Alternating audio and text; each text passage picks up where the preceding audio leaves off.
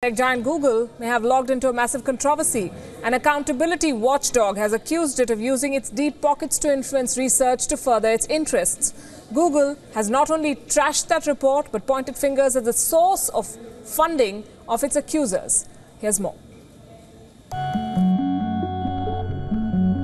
According to US-based Campaign for Accountability, Google is using its immense wealth and power to influence policymakers at every level.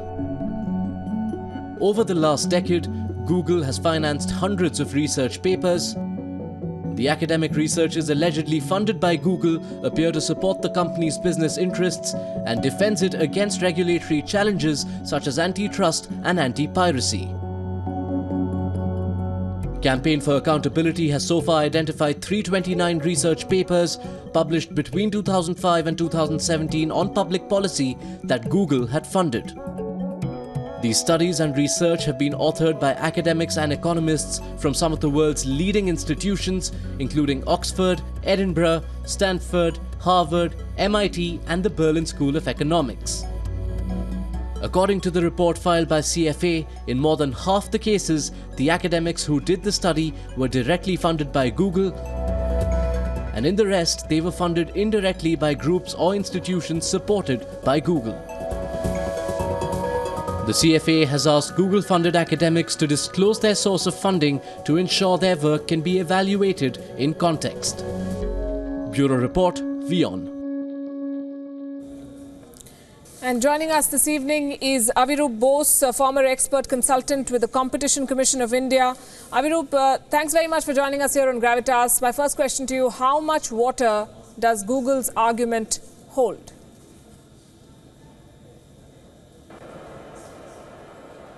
Thank you for having me. I think there is a fundamental...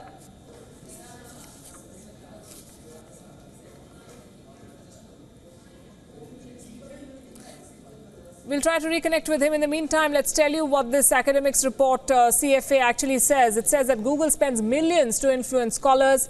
329 papers on public policy were funded by Google since 2005. The authors were paid between $5,000 to $400,000 by Google. The largest number of studies were published in the year 2012. 50 studies on antitrust issues were funded between 2011 and 2013.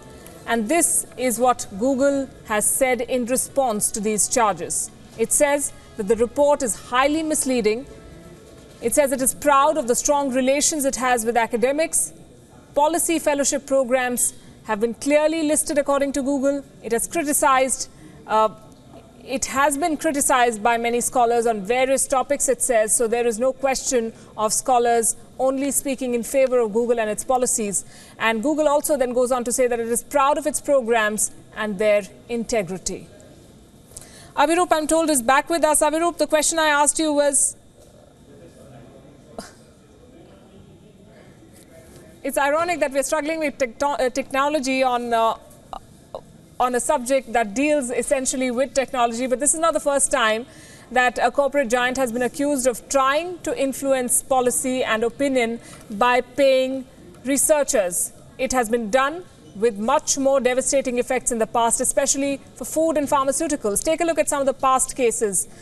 Mars Inc., that is the maker of Skittles and M&Ms, broke ranks with other food companies and denounced an industry-funded paper that says that global recommendations on limiting sugar are based on weak evidence. This paper then drew criticism because it was paid for by a group whose members include Coca-Cola, Hershey's, Red Bull, and Oreo cookie maker Mondelez.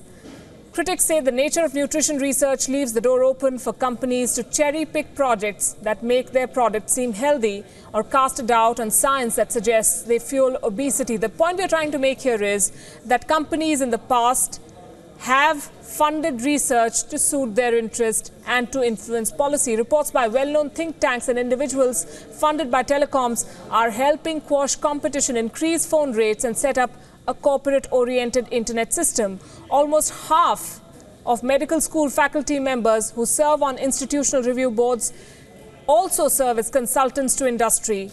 Researchers funded by pharmaceutical companies that sell the drug they're evaluating tend to produce results which are favorable to that drug. 96% of researchers writing favorably about a drug for hypertension, we are told, were funded by the manufacturer that produced and sold that drug. Only 37% of those not funded by the company reported favorable results. More than half of the money for clinical trials in the US comes from the industry rather than from National Institute of Health. So next time you see a study like this, take it with a pinch of salt.